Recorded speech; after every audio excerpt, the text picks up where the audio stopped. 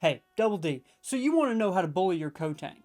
Now, if that's not why you're here and instead you're asking, well, why would you want to bully your co-tank? Who would do something like that? Who would do that? I would. I would do that. Now, if you're not about that life, then I suggest maybe sticking to Zaryu videos if you like all the wholesomeness and positivity. But around here, 11.1, that's a goblin patch, okay?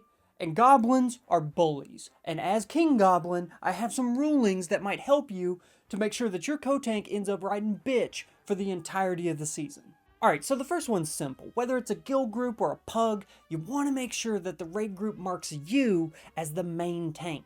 Now, if the raid leader has mistakenly marked someone else or himself in that role, you want to make sure that you go ahead and whisper them, hey, do you mind marking me as main tank? It just helps out with my UI and nameplates. I need it from a functional standpoint, you see? For my macros and all this other horseshit that you're gonna pull out of your ass and make up just so that you're the one who's sitting on top of that main assist block in raid, making sure that that person knows that they're riding bitch for your shot calling the rest of the night. Now this next one is slight, but very important. After you've killed the boss and collected all the loot because you're the best, kick your feet up. Go AFK, grab a drink, take a piss, do whatever you want. Let them know that the only person that's going to be doing bitch trash clearing duty is that one sitting underneath you in the raid frames. Because trash time is goblin time. And right now, brother, you're the king of green. Now this next one is where it can get a little tricky. It's largely dependent on class balance, but you're going to want to keep an eye on the damage meter and ensure that you're always above that other idiot in your raid. Now unfortunately, eventually Blizzard might screw up and make it to where your tank class doesn't do as much damage as the other ones. Or, in this very highly unlikely event, let's say your co-tank plays the same tank class as you.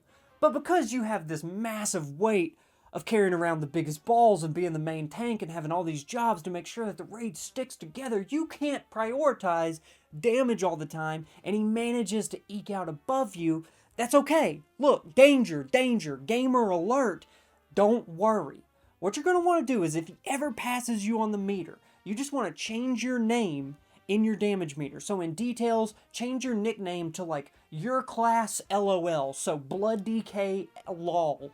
Whatever insinuates that the only reason he's above you is because Blizzard refuses to buff your shit to where you're the strongest tank. Now, if you are above him, what you're going to want to do is change that nickname to his name so that he knows that you can just take whatever you want. Now, this next part is where we start requiring some third-party resources. This is a in case of emergency break glass situation. Let's say your co-tank did beat you out on the damage meter, and they're side-eyeing you, talking shit, eyeing up that main tank tag that you got, thinking that they can step into your shoes. But wait, it's not over yet.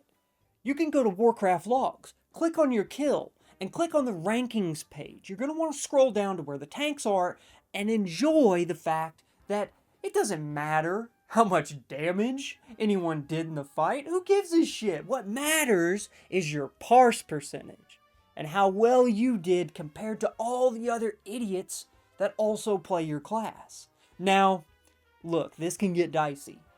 If it turns out that their number is actually higher than yours, and God forbid it's a better color than yours, look, this is where it gets pretty tough, but stay with me. Look, what you're going to want to do is now click into the damage done for that boss, and you want to look to the right. Look at the eye level parse, okay? That's what matters now. The eye level parse. Maybe your co-tank is just juiced up because he's been doing delves all season, and you just log in for raid like the fucking Chad you are. But you look at the eye level parse, and yours is higher. Nice. Now, you got him. You're actually better than him, but it's your gear that's holding you back. Now, look, if you still lost, your eye level parse is lower than your co-tank's eye level parse, it's looking pretty grim. But, remember, we're goblins. It's not over. Now, this is your last line of defense. Let's say none of that other shit worked out. You couldn't get them to mark you as the main tank. Your co-tank beat you out on the damage meters, and even worse, you go to check your parses, and they're looking gray. That sucks, but it's not over.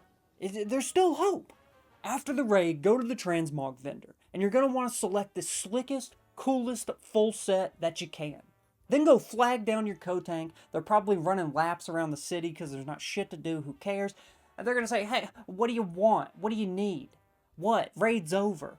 You say, hey, RP walk up to them. Your transmog's dumb. You look dumb. And you should feel dumb. And then log out. You're gone. Like a phantom. Poof. Out of there.